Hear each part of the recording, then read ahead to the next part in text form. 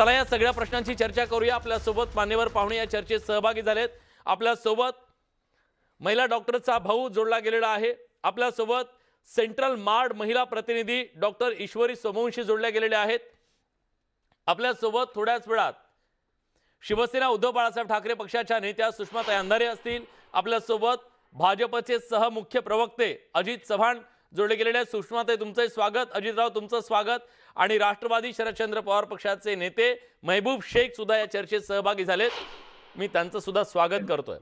पण चर्चेची सुरुवात मी ताई तुमच्यापासून करतोय। आज दिवसभर तुम्ही ठिय्या मांडला आणि आता तिकडे माजी खासदार समोर येऊन उत्तर देत आहेत त्यांच्यावरच्या सगळ्या आक्षेपांच्या संदर्भातली।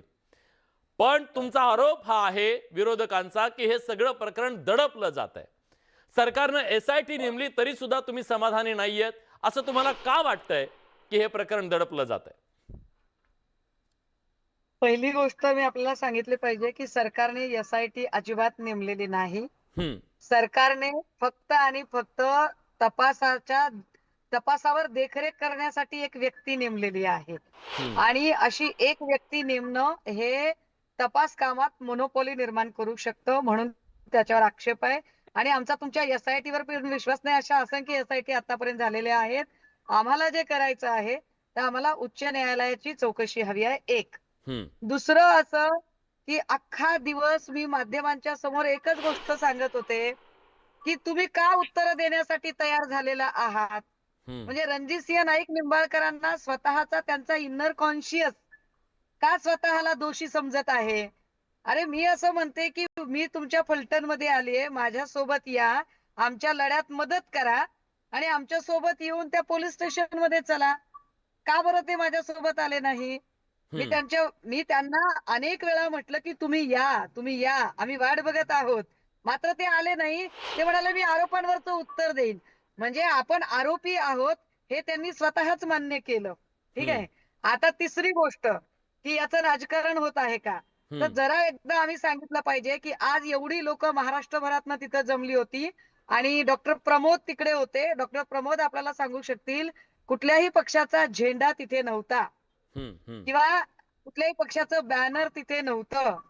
विशेष म्हणजे आम्ही तिथे जे लोक बघितले, मी आणि प्रमोद आम्ही चक्रावून गेलो होतो की आम्ही जेवढी लोक बोललोय त्याच्यापेक्षा कितीतरी अधिक लोक पुढे आले की माझा भाऊ मेलाय, माझ्या भावाचा खून झालाय, माझ्या मुलाचा खून झालाय, अशा अनेक माहिती।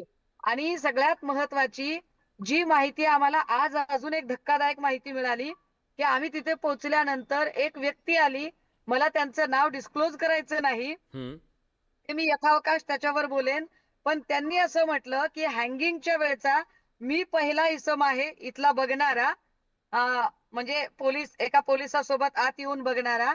त्यावेळेला तिच्या अंगावर साधारणतः गुलाबी रंगाचा आणि चिकन टॉप, ज्याला थोडीसे असे सछिद्र असल्यासारखा असतं, छिद्रांची डिझाईन असल्यासारखा जाळीदार, तर असा चिकन टॉप तिच्या अंगावर होता आणि तिच्या अंगावर ब्ल्यू कलरची जीन्स होती।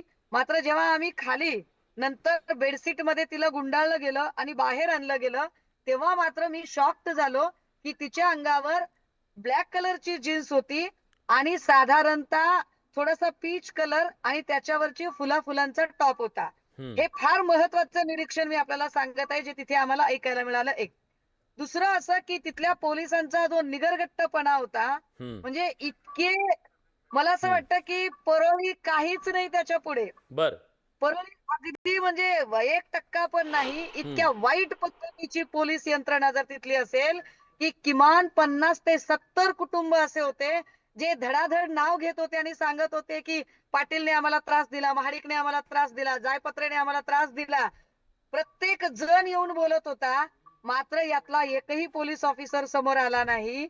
जे कोण खांबे नावाचे जे अधिकारी होते त्यांचा ऍटिट्यूड आणि त्यांचा उर्मटपणा, तर काय म्हणजे त्यांना असं वाटत होतं की मी म्हणजे ब्रह्म आहे या पद्धतीने। आणि या सगळ्यांमध्ये आम्ही त्यांना बेसिक प्रश्न विचारत होतो, बेसिक प्रश्नांची उत्तरं त्यांना देता येत नव्हती।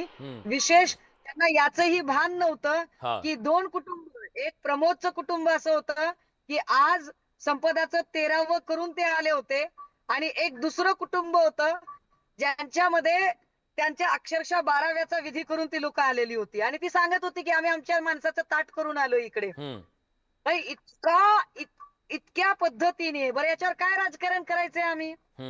कसलं राजकारण करत आहोत बरं आम्ही? मी विचारतो त्याच्याबद्दल. हा? अजितराव आहेत त्याच्याबद्दल मी त्यांना नंतर विचारतो, पण मला आधी सगळ्या बाजू समजून घेऊया. महिला डॉक्टरचा भाऊ आपल्या सोबत आहे आणि डॉक्टर ईश्वरी सुद्धा आपल्या सोबत आहेत. डॉक्टर, मी तुमच्याकडे येतो. डॉक्टर ईश्वरी, मला तुम्हाला विचारायचं आहे, आज डॉक्टरांनी ज्या प्रकारे काम बंद आंदोलन केलं, का तुम्ही हे काम बंद आंदोलन केलं? तुमच्या मनात कसली भीती आहे? तुम्ही आज रस्त्यावर उतरावं अशी परिस्थिती का निर्माण झाली असं तुम्हाला वाटलं?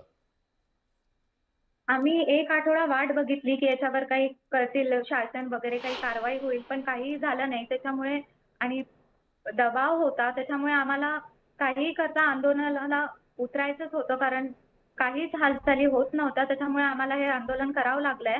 तर सध्या आम्ही 2 दिवस ओपीडी सुविधा बंद करायचं ठेवलं आहे. त्याच्यानंतर जर काही कारवाई केल्या गेली नाही, तर पुढे आम्ही अजून आंदोलन जास्त हे करू, अपेक्षित अजून काय वाढवू. तुम्हाला कारवाई अपेक्षित काय आहे? ज्यांनी दबाव टाकला त्यांच्यावर कारवाई व्हायला हवी, त्याचा तपास व्हायला हवा, काय तुमचं काय म्हणणं आहे? कारण अटक केली आहे ना दोघांना. स्पेशल इन्व्हेस्टिगेशन टीम बसवली पाहिजे, ते पण एका महिला ICS अध्यक्षतेखाली, आणि हे बरोबर होत आहे की नाही हे सगळं तपासणी करायला पाहिजे.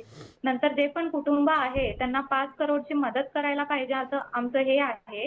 आणि जे पण बाकीचं आता अशा घटना वारंवार पुढे होऊ नाहीत याची पण काळजी घ्यायला पाहिजे. त्याच्यासाठी डॉक्टरांसाठी एक स्पेशल ऍक्ट काहीतरी काढायला पाहिजे आणि त्याच्यामध्ये सगळ्याच गोष्टींचा उल्लेख करायला पाहिजे, जसं की मानसिक तणाव वगैरे जे पण असतात डॉक्टरांना, ते पण सगळं त्याच्यामध्ये इन्क्लूड करायला पाहिजे. याच्यामुळे वारंवार अशा घटना मग पुढे घडणार नाहीत. डॉक्टर ईश्वरी, मला एक प्रामाणिक उत्तर हवं आहे.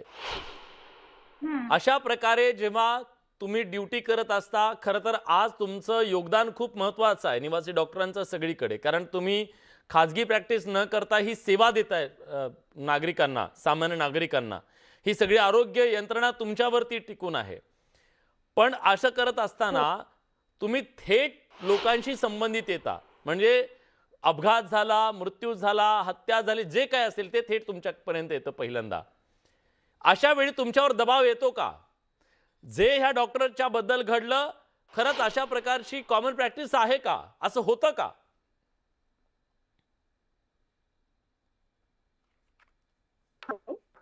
हा, अशा प्रकारे रिपोर्ट बदलण्याच्यासाठी डॉक्टरांवर दबाव येत असतो का? तुम्हाला काय तुमचे सदस्य सांगतात, डॉक्टर काय सांगतात?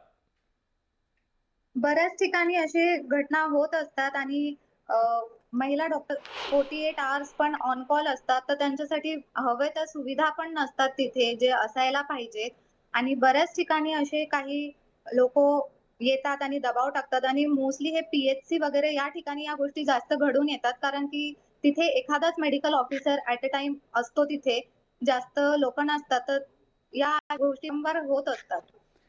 बरं, पण अशा प्रकारचा दबाव हँडल करणं किंवा तुम्हाला मदतीसाठी कोण असतं?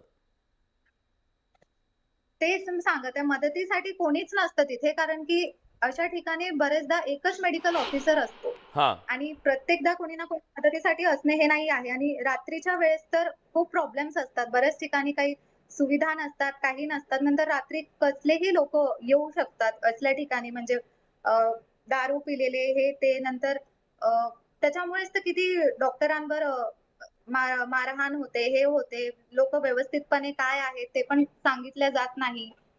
त्याच्यामुळे या घटना घडून येतात.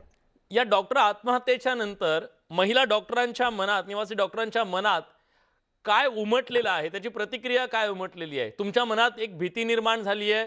तुम्हाला काय वाटतंय त्याच्याबद्दल जरा सांगा. भीतीच आहे, कारण की रात्री ऑन कॉल असतात महिला डॉक्टर, तर त्यांना असुरक्षिततेच वातावरण निर्माण झालेलं आहे. कारण की बऱ्याच कॉलेजमध्ये सिक्युरिटी सिस्टीम्स नाही आहेत, कॅमेरे नाही आहे, ऑन कॉल रूम्स नसतात.